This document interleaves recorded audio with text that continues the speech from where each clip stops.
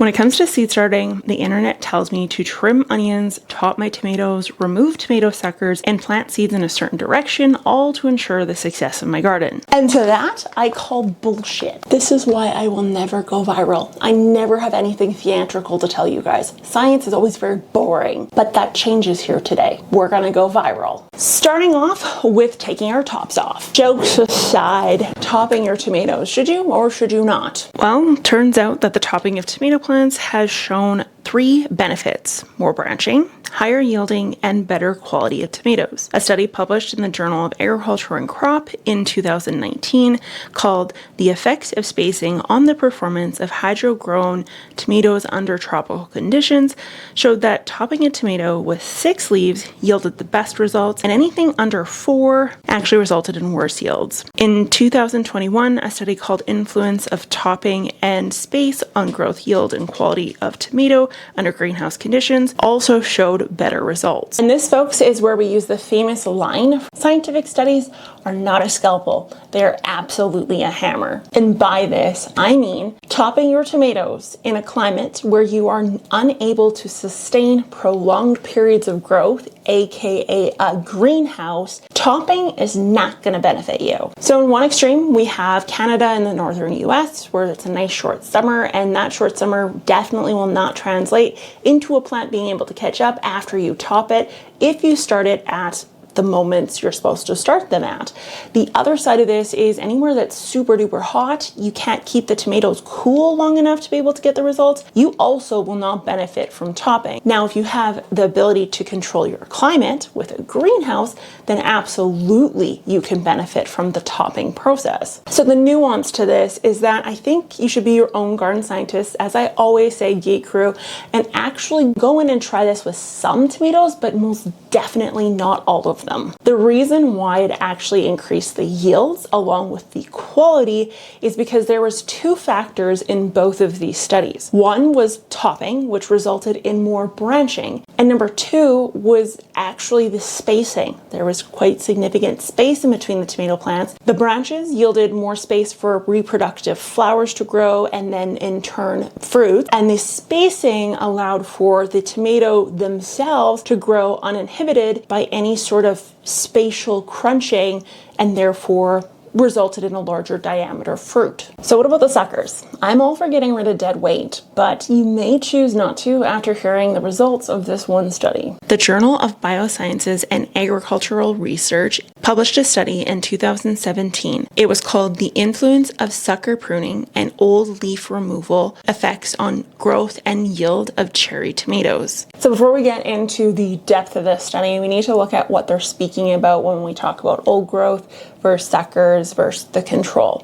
So simply put, everyone was spaced the same regardless of what prescription they were getting. The sucker removal is simply removing of the sucker, and if you don't know what that is, it's simply the leaf, the stem, and then sometimes there's like this other stem kind of peeking out in between. These tomatoes were obviously indeterminate and not determinate, because when you have a determinate tomato, you never want to actually remove those suckers. You want to leave them in place at all times. Now, the old growth in the study was specifically referencing leaves that had turned yellow, were damaged, and they very clearly were not contributing to photosynthesis any longer for that plant. And the control was where all the leaves were left on, whether they were new, old, suckers, you name it. The results I found interesting. Let's first look at the flowering time. The control took 30 days to flower. The old growth took 25 days to flower, and the one where the suckers were removed was 21.7 days. So what that means is that exactly 8 o'clock at night on a Tuesday, the sucker plant finally did put some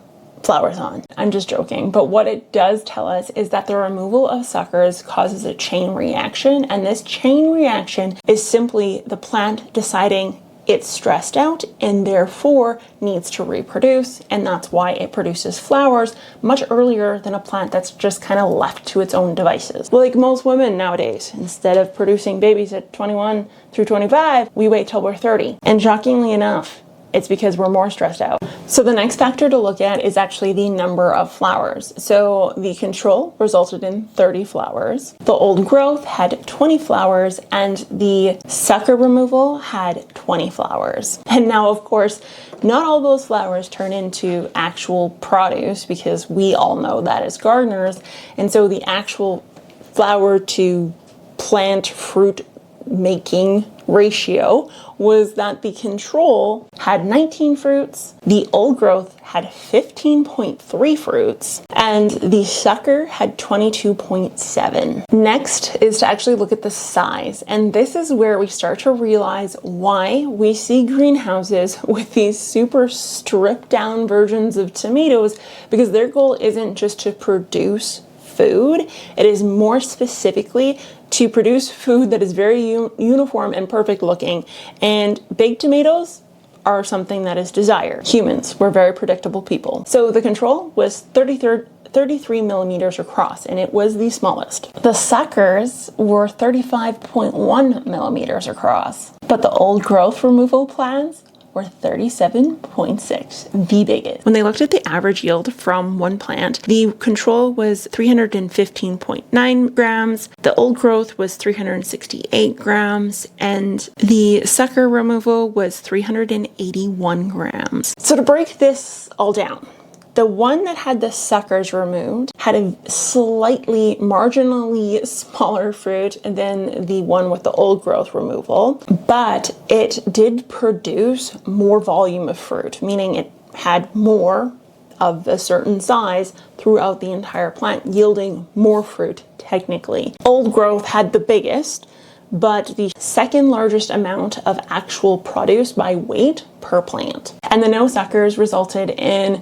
the smallest fruits, the lowest harvest, but the second highest number in total number of fruits to be formed out of the 30 flowers that it produced. Before you go ahead and say, Ashley, see, you remove the suckers, let's just step back a bit. The sucker removal plant did yield a larger number of tomatoes, and they were of a substantially large size, which then resulted also in the highest yield by grams. But the old growth one, we left those suckers in place. All we did was remove the old and diseased leaves from that plant, which resulted in larger sized fruits and just marginally less grams per plant. If you are canning and making tomato sauce and you have to peel a lot of tomatoes, you will very quickly realize that larger fruits, even if one plant produces slightly less, is much more desirable when it comes to your time and processing these suckers. And obviously, you don't want to just leave diseased or old leaves on a tomato. The results from that study actually show us that the control was the worst case scenario. But if your goal is to have more fruits individually that are slightly smaller, then you may actually choose to remove the suckers. And this is why a lot of greenhouses that are producing food for the grocery store remove the suckers, because they can get more actual individual fruits that are just marginally smaller in diameter. So again, it kind of comes down to what your goals are. And as always, this rule does not apply across the board. This was very specific to just cherry tomatoes. So this does not mean that it could translate into all tomatoes. And more specifically, it doesn't translate into every possible climate, because this was done again in a greenhouse under a production environment, which means you gotta be your own garden scientist. Test out, see what works for you. So let's discuss whether or not you should trim your onions. Oh, this is so satisfying, and I shouldn't be doing this. Once you hear the study results, you're gonna be like, what? Why did she do that? Because it's fun, okay? So if you haven't heard of why people cut their onion tops off, is because it supposedly increases the bulb size. A study done in 2022 by Norkabash and Comer called Onion Plant Size Measurements as Predictors for Onion Bulb Size found 3 major predictors. Number 1 is sheath diameter. And the fact that my mind went where it did when I said sheath just goes to show you I've been reading way too many romance fantasies this winter, and I probably need to get outside. All my reader ladies out there, you know what I'm talking about. Bride by Allie Hazelwood. I'm pretty sure that's where I heard that word. But the sheath of the actual onion literally means the leaf size, like the diameter. Number 2 was the height of the plant when it comes to the leaves. And secondly was actually the number of leaves that the onion produced or supported. Now, were those 3 factors positively or negatively correlated? I'll let you take a guess. If you're a good Geek Crew member, you probably guessed correctly. Positively correlated. Positive means that when those numbers increase, the bulb numbers increase as well. Now, the question is, why?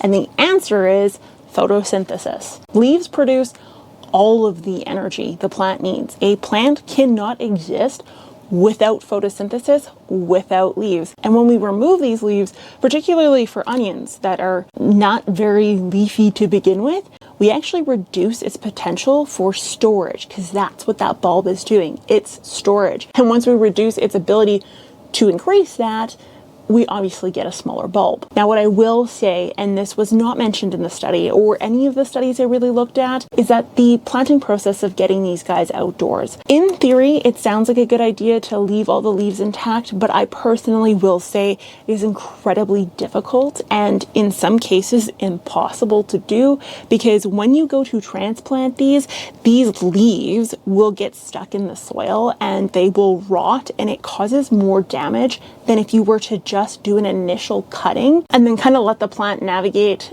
growing more leaves after that bout. Now, I've heard this multiple times, and over the years I have tried to go without clipping my onion tops, but every time it fails, just solely because soil will end up suffocating the leaves in a way, whether it's from heavy rain or improper watering or just simply the process. Those are onions. Do you like onions? Aki poo-poos. Do not stand in there. You had to come into every video. This is why we film in the plant room, so that you cannot be disruptive. So it's your choice as to whether or not you want to cut the tops off or leave them on. Try it. See if you can transplant with the tops on. If you notice that they're getting covered in soil, you may want to pivot and change your tactic. You need to leave. Last tip is seed positioning. All men know that position matters. Turns out seeds have a very similar brain capacity, and they know it matters as well. For me personally, I never thought of it as something to think about, but you as a gardener can actually make that choice. Okay, Geek Crew, you're gonna have to watch this video right here if you want to learn more about the idea of seed placement and the difference it makes on germination, because this section of the video was so long, it warranted its own video, and it's already come out, so it's a very quick click. Just click right here. Otherwise, thanks for watching. Bye.